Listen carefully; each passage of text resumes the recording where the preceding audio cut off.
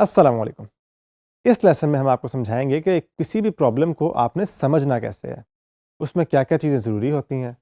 جس طرح ہم نے پچھلے لیسن میں ایک فلاور شاپ کی اگزامپل کی تھی، اور ہم نے سمجھا تھا کہ جب آپ فلاور شاپ میں جاتے ہو تو وہ آپ سے سوال پوچھتا ہے، اور ان سوالوں کا مقصد آپ کو بہتر سمجھنا ہوتا ہے۔ اسی طرح سے جب کوئی کلائنٹ آپ کے پاس آئے گا، آپ نے کیا سوال پوچھنے ہیں، کیسے پوچھنے ہیں، اس کو ہم آج سمجھیں گے۔ تو چلیے ہم چلتے ہیں فگما میں۔ آج ہمارے پاس ایک کلائنٹ آیا اور اس نے کہا کہ اس نے پاکستان کے اندر ایک ای کامرس گیمنگ سٹور کھولنا ہے، اور اس کے لیے اس کو ایک ویب سائٹ چاہیے۔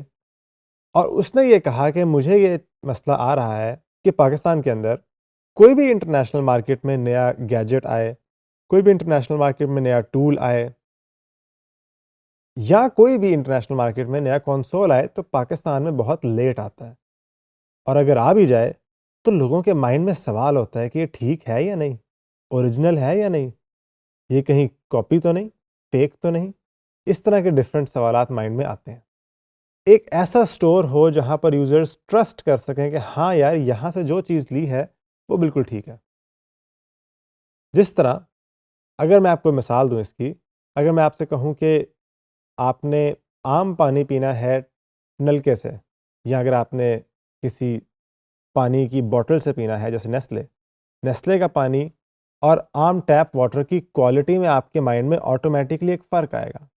وہی سیم کوالٹی کا ڈفرنس وہ ایک بلڈ کرنا چاہ رہے ہیں اپنی ای کامرس گیمنگ سٹور کے لیے۔ تو اس میں ہم جب اس کو فگما میں لے کر آئیں گے، سب سے پہلے ہم یہ چاہیں گے کہ اس پرابلم کو ڈیوائڈ کریں۔ میں نے یہاں پر ایک ٹیمپلیٹ بنائی ہوئی ہے جس میں ابھی کے لیے میں نے صرف سوال لکھے ہیں، اور نیچے جو اسٹکی نوٹس آپ کو نظر آ رہے ہیں یہ سارے خالی پڑے ہیں۔ اس میں سب سے پہلا سوال یہ ہے کہ ہو از دس۔ اس میں جتنے بھی سوال ہیں، یہ سوال سارے ڈبلیو سے شروع ہوتے ہیں، اسی لیے اسٹریٹجی کو 6 ڈبلیوز کہتے ہیں۔ اسی نام کی ایک اور اسٹریٹجی بھی ہے 5 ڈبلیوز اینڈ 1 ایچ۔ وہ اور یہ تقریباً ایک ہی اسٹریٹجی ہیں، بس الفاظوں کے فرق سے ایک ڈبلیو ایچ میں کنورٹ ہو جاتا ہے، البتہ نتیجہ دونوں کا سیم ہے۔ اس میں سب سے پہلا سوال یہ ہے ہو از دا یوزر، یعنی مسئلہ کس کو آ رہا ہے، اور وٹ یعنی مسئلہ آ کیا رہا ہے، اور تیسرا کہ کب آ رہا ہے، پھر چوتھا کہاں آ رہا ہے، پانچواں کہ اس سے کیا فرق پڑتا ہے، اس کا امپیکٹ کیا ہو رہا ہے، کوئی اس سے یوزر کو مسئلہ آ رہا ہے، اگر آ رہا ہے تو وہ امپیکٹ یا مسئلہ کیا ہے، اور پھر آخری کہ وائی ڈز اٹ ہیپن، کہ یہ کیوں آتا ہے، اس کی وجہ کیا ہے۔ تو چلیں اب ہم ان کو ایک ایک کر کے فل کرتے ہیں۔ مثلا یہاں پر ہو میں کہتا ہوں کہ people who are into gaming, یعنی جن کا گیمنگ میں انٹرسٹ ہے۔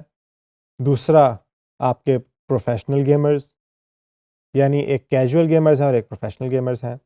اسی طرح کرتے کرتے ہم نے جب یہ سارے کے سارے فل کرنے ہیں تو جو فائنل رزلٹ ہوگا وہ کچھ اس طرح کا دکھے گا۔ تو مثلا آپ کے پاس ہو ڈیفائن ہو گیا کہ کس کو مسئلہ آ رہا ہے، کیا مسئلہ آ رہا ہے۔ آپ نے کہا کہ difficulty finding good gaming take early due to the size of the market and slow import process. اور آپ نے یہ بھی ڈیفائن کر دیا کہ gaming industry is still in its early stages in Pakistan.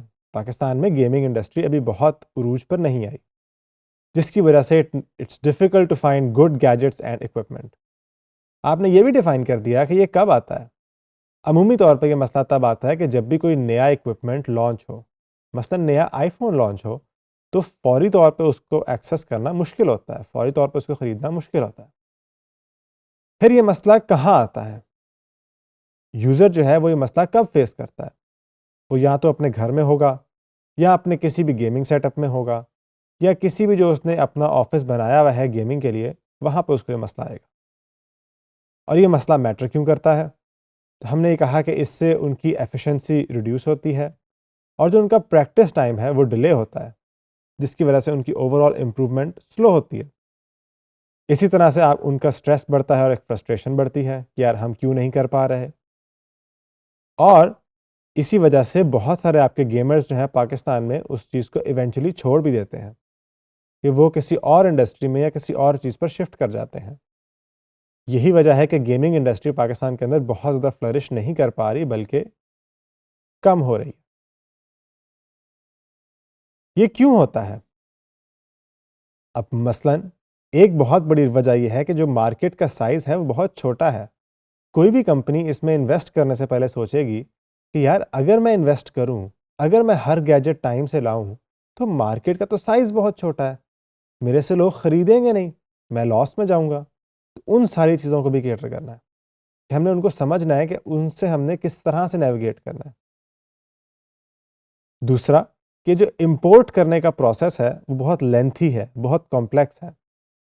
تیسرا جو اکوپمنٹ اٹ سیلف ہے اس کی کاسٹ بہت زیادہ ہے، اس کی پرائس بہت ہائی ہوتی ہے کہ ہر بندہ اس کو افورڈ نہیں کر پاتا.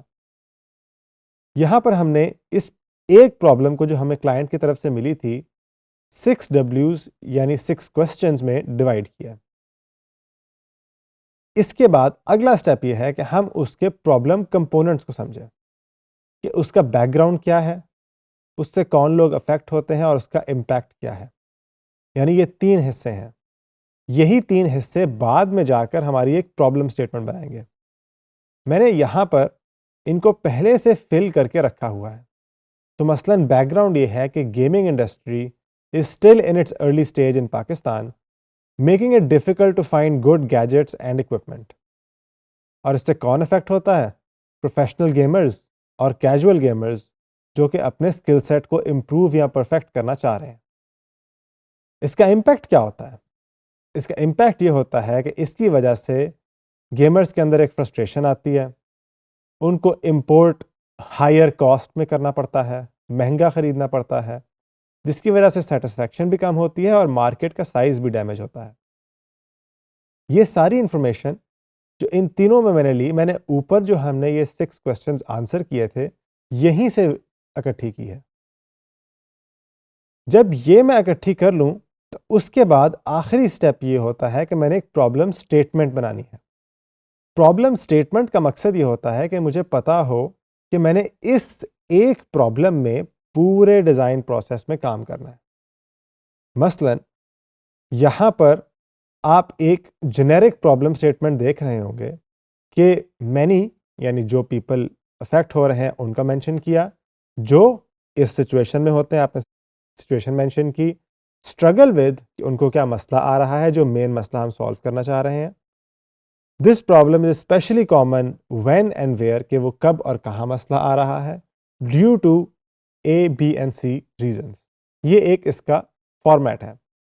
اس کے اور بھی آپ کو بہت سارے فارمیٹس مل جائیں گے اور سارے ہی ٹھیک ہیں، ان میں کوئی غلط یا صحیح والے معاملہ نہیں ہے، سارے فارمیٹس ایکسیپٹیبل ہیں. یہاں پر میں نے ہماری پرابلم کے لحاظ سے اس پرابلم سٹیٹمنٹ کو فل کیا ہے. مثلاً پروفیشنل گیمرز کے لیے ہم سالو کریں گے جو ایکسپیرینس کرتے ہیں نیا اکوپمنٹ خریدنے میں مشکل، خاص طور پہ جب کوئی نئی چیز مارکیٹ میں آئے، فار ایگزامپل نیا ایکس باکس لانچ ہو، نیا پلے اسٹیشن لانچ ہو وغیرہ وغیرہ. کیونکہ امپورٹ پروسیس بہت مشکل ہے اور جو مارکیٹ کا سائز ہے وہ بہت چھوٹا ہے. اس کی بیس پر ہمیں یہ سمجھنا ہوگا کہ ہم نے اب اس پرابلم کو آگے لے کر چلنا ہے. اگلے لیسن میں آپ کو انشاءاللہ بتاؤں گا کہ یہ جو پرابلم ہے اس سے ہم نے کیا کیا ڈائریکشنز ڈیفائن کرنی ہے، کہ ہم نے کس بیس پر آگے ڈیزائن میں چلنا ہے اور اس ڈیزائن کو ہم کامیاب کیسے کہیں گے. تو ملاقات ہوتی ہے اگلے لیسن میں.